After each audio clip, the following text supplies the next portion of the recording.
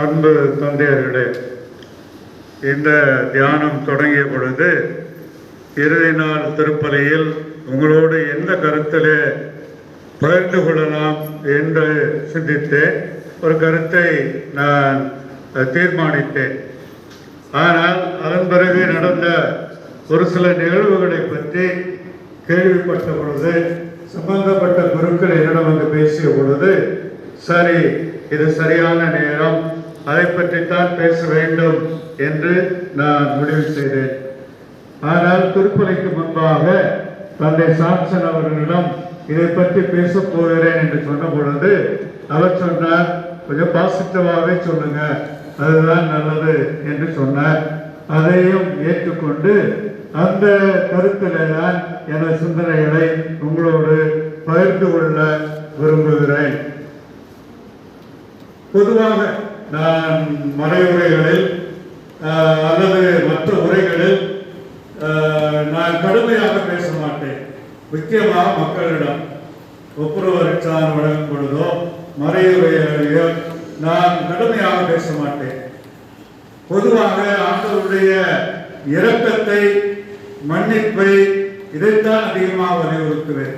எவ்வளவு பெரிய பாவியாக இருந்தாலும் சரி, அல்லது மக்களிடையே எவ்வளவு குறைபாடுகள் இருந்தாலும் சரி, நான் மறைவுரையிலோ அல்லது ஒப்புரவு அரிச்சான் வழங்கும் பொழுது சொல்ல மாட்டேன். அது எனது விளக்கமாக இருக்கிறது. அவ்வாறு அந்த ஒரு கருத்தின் பின்னணியிலே தான் இந்த கருத்தை உங்களோடு பகிர்ந்து கொள்ள விரும்புகிறேன். ஒரு ஆசிரமம், அதில் அருட்சகோதரர்கள் எல்லாம் நன்றாக வாழ்ந்து கொண்டிருந்தார்கள். அந்த இல்லத்தின் தலைவர் அவர் பொறுப்பேற்றுக் கொண்ட பொழுது மிகுந்த மகிழ்ச்சி அடைந்தார். சகோதரர்களிடையே நல்ல உறவு இருக்கிறது, ஒருவர் புரிந்து கொள்கிறார்கள், ஒருவர் ஏற்றுக்கொள்கிறார்கள், ஒருவர் மன்னித்துக் கொள்கிறார்கள், ஒருவர் உதவி செய்ய தாராளமாய் தங்களை கையளிக்கிறார்கள். முழுமையான ஒரு அன்பையும் உறவையும் மகிழ்ச்சியையும் பார்க்கிறேன் என்று அவர் நிறைவடைந்தார். அதன் பிறகு சில ஆண்டுகள் கிடைத்து அங்கே பல நிகழ்வுகள் எல்லாம் நடந்தது. அதன் பின்னணியிலே அவர் பார்த்தார், முன்பு சகோதரர்களிடம் இருந்த அந்த புரிதல், ஏற்றுக்கொள்ளுதல், மன்னித்தல், இவ்வாறு ஒருவர் மற்றவருக்காக வாழ்தல், இவையெல்லாம் இல்லாமல் இருப்பதாக, உண்மையிலேயே சகோதரர்களிடத்தில் மகிழ்ச்சி இருப்பதாக இல்லை, மகிழ்ச்சி இல்லையே என்று அவர் வருத்தப்பட்டார். ஆகவே அவர் இன்னொரு ஆசிரமத்தின் தலைவர், வயதானவர், அவரை பற்றி பலரும் சொல்லி இருக்கிறார்கள். ஆகவே இந்த இல்லத்தின் தலைவர் அவரிடம் சென்றார். இவ்வாறு எங்கள் சகோதரர்களிடத்தில் நல்ல ஒரு உறவு இருந்தது, மகிழ்ச்சி இருந்தது, ஒற்றுமை இருந்தது, மன்னிப்பு இருந்தது. ஆனால் இப்பொழுது சில காலமாக எல்லாம் மாறிவிட்டது. இவ்வாறு ஒருவருக்கொருவர் புறம் கூறிக்கொண்டு, குற்றம் சுமத்தி கொண்டு, ஒருவர் மற்றவர்களை மன்னிக்க முடியாது, அவர்கள் மற்றவர்களை பற்றி பலவற்றை பேசி அமைதி இல்லாத நிலைமை இருக்கிறது, ஒருவர் புரிந்து கொள்ளாத நிலைமை இருக்கிறது. அதனால் மகிழ்ச்சி இல்லாத ஒரு நிலைமையை பார்க்கிறேன். அதற்கு நான் என்ன செய்ய வேண்டும் என்று கேட்டாராம். அதற்கு அவர் சொன்னாராம், உங்களுடைய சகோதரர்களிடத்தில் அவருடைய உருவில இயேசு இருக்கிறார். அவர் யாருடைய உருவிலே, எந்த சகோதரருடைய உருவிலே இயேசு இருக்கிறார் என்று நீங்கள் கண்டுகொண்டீர்கள் என்றால் நிச்சயமாக நீங்கள்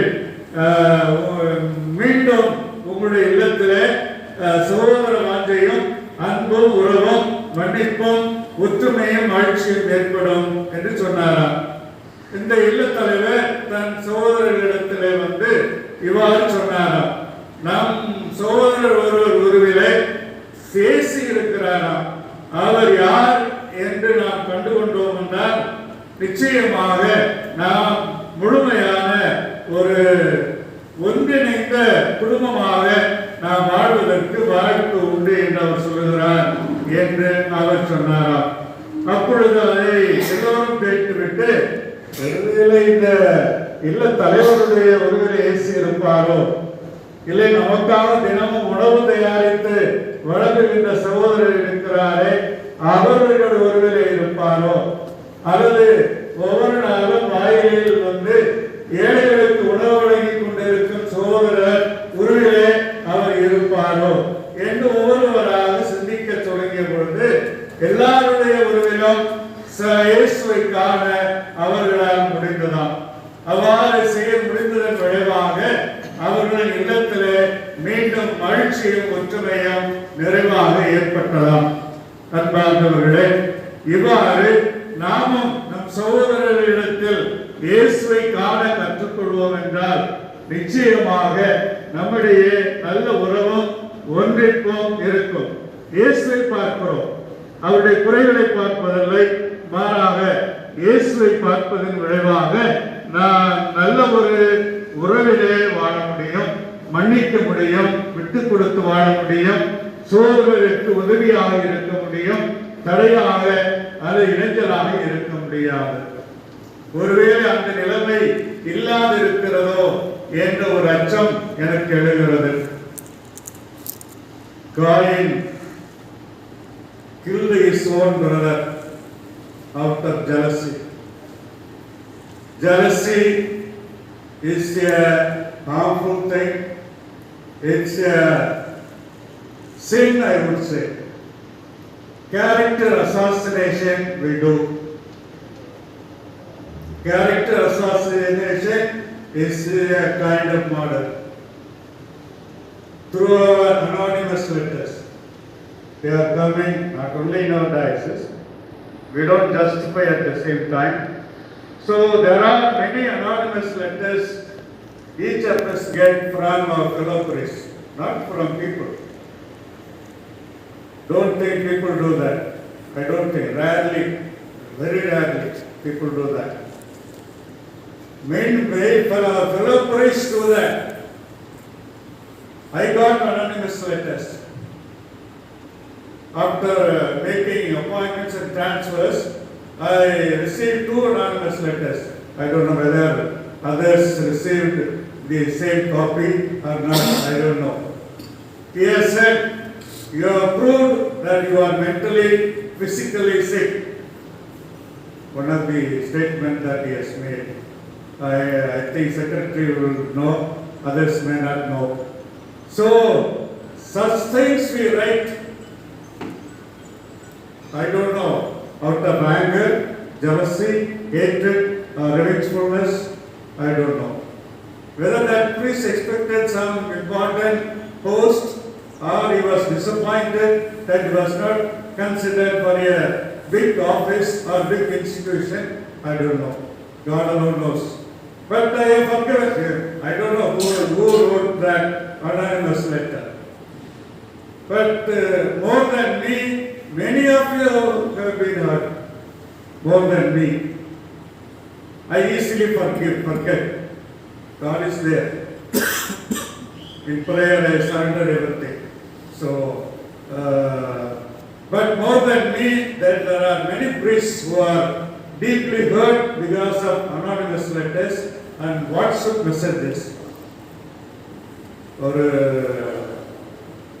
டிவி தொலைக்காட்சி நிகழ்ச்சியில் உரையாடல், ஒரு நிகழ்வுகளை பற்றிய ஒரு ஆய்வு. அப்படி பேசக்கூட ஒரு அம்மா சொன்னாங்க, இந்த வாட்ஸ்அப், ஐபோன், செல்போன் இதெல்லாம் கண்டுபிடிச்சவங்க நான் பார்த்தேன், கொலையே பண்ணிடுறேன் என்று சொன்னாங்க.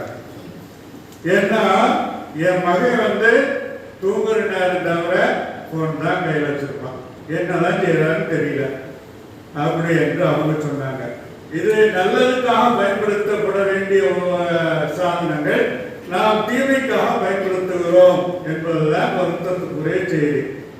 வெளிநாட்டுக்கெல்லாம் போனோம், ரயில்வே ஸ்டேஷன்ல பார்த்தா எல்லாரும் போன் தான், எல்லாம் போன்ல தான் பேசு. பக்கத்தில் இருக்கிறவங்க யாரு, எந்த பெண்மணி யார் என்று கூட நம்ம எடுத்துக்கொள்வதில்லை. அது மாதிரி எங்க எடுத்தாலும் யாராவது போன் தான் கையில் வச்சுட்டு இருக்காங்க. நடந்து போகும்போதும் வரும்போதும் அவங்க செல்போன் தான் கையில் வச்சுட்டே இருக்கிறாங்க. என்னதான் பார்ப்பாங்க, என்னதான் வாசிப்பாங்கன்னு தெரியல. சரி, அதுபோல இந்த வாட்ஸ்அப் செய்தி இப்பொழுது அதிகமாக பரவி வருகிறது. ஒரு குறிப்பிட்ட நிகழ்வு நமது வட மாவட்டத்தில் நிகழ்ந்தது. அதன் விளைவாக தொடர்ந்து வாட்ஸ்அப் செய்திகள் அது பலருடைய உள்ளங்களை காயப்படுத்தியிருக்கிறது. அவர் காயப்பட்டவர்கள் எங்களோடு பகிர்ந்து கொண்டார்கள். ஏன் நான் யாருக்கு எந்த விதத்திலும் தவறு செய்யவில்லை, நேர்மையோடு நான் நடந்து கொண்டேன், ஏன் எந்த பெயரை இந்த பிரச்சனையில எடுக்க வேண்டும், ஏன் இப்படி என்னை இழிவுபடுத்த வேண்டும், வேதனைப்படுத்த வேண்டும் என்று அவர் சொன்னார். ஆகவே இது சரியான ஒன்றா என்று பார்க்க வேண்டும். இந்த இறைவனின் பிரசன்னத்தில் நான் யாருடைய பெயரையும் கெடுக்க மாட்டேன், யாருக்கும் இழிவு ஏற்படுத்த மாட்டேன், உண்மையை பேசுவேன். உண்மையிலேயே if somebody is doing a wrong thing, if someone leading a sinful life, please go and tell him. If you cannot go and tell him personally, you find it difficult, you get the help of his friend priest. You through him, you try to correct him, help him to come out of that wrongdoing. Don't speak publicly. We are take joy in that. People also do that, but we priests can't afford to do that. By speaking about the ill of others, we find some kind of relaxation or joy. That's not the right thing that we could do. ஒருத்தருக்கு பிரிஸ்டுக்கு phone call வந்துருந்துச்சு, threatening phone calls தொடர்ந்து வந்துகிட்டே இருந்துச்சு. நீ யாருமா என்ன அந்த சாமியார் கேட்டார், அது பேர் சொல்ல மாட்டேன்ட்டார். தொடர்ந்து வந்துகிட்டே இருந்தது. So he made a complaint to the police, and the police were able to find out who that person was, from whose phone this message threatening calls were coming. And he got hold of him and asked him, why you are doing that? What that priest has done to you? He said, I did it because of the instigation of so and so, another priest. At his instigation, I was doing it. That way also we do that. It's what happened in a diocese, not in our diocese, but in a diocese it happened. Using somebody to threaten somebody, a fellow priest, out of anger, jealousy or whatever it is. So let us take a resolution in the presence of God, not to tarnish the image of any priest for that matter. Let us speak about good things that they do. Many priests do good things. We praise them, appreciate them, encourage them. We do that. Do more. Or avoid tarnishing their image or hurting them deeply. Many are deeply hurt because of recent developments. So they came and told me, I was really sorry about it. As a shepherd of this diocese, I cannot be indifferent to this great problem in our diocese. Please ask Jesus to help us all so that we help one another, love one another. I want to end with on a good note. இங்கே நடந்தது திருச்சி திண்டுக்கல் மறை மாவட்டம். ஆனால் முன்னாடி திருச்சியில் இருந்தது. ஒரு குருவானவருக்கு கல் வெத்தப்பை கல், அதனால ரொம்ப துன்பப்பட்டார். இங்கே உள்ள மருத்துவர்கள் எல்லாம் இது வசதி எல்லாம் இங்கே இல்லை. அப்பா ஒரு 30 வருஷத்துக்கு முன்னாடி நினைக்கிறேன் திண்டுக்கல்ல வந்து இறந்து போடுது. அதனால அவர் அவருடைய நண்பர் உடனடியாக அவரை அழைத்து கொண்டு சென்னைக்கு சென்று விட்டார். என்னிடம் சொல்லல, யாரிடமும் சொல்லல. அப்பதான் தெரிய வந்தது. அவர் குடும்பத்தில் உள்ளவரை சொல்ல உடனடியாக அவரை அழைத்து கொண்டு சென்னைக்கு சென்று அந்த மருத்துவர் சொன்ன அந்த மருத்துவமனைக்கு அழைத்து சென்று அவரை ஒரு நாள் இருந்து ஓரிரு நாட்கள் இருந்து அவரை கவனித்துக் கொண்டாராம். அதன் பிறகுதான் வீட்டில் உள்ளவர்கள் வந்தார்கள். அப்புறம் அவரை பொறுப்பில் ஒப்படைத்து விட்டு அவர் வந்தாராம். அந்த குரு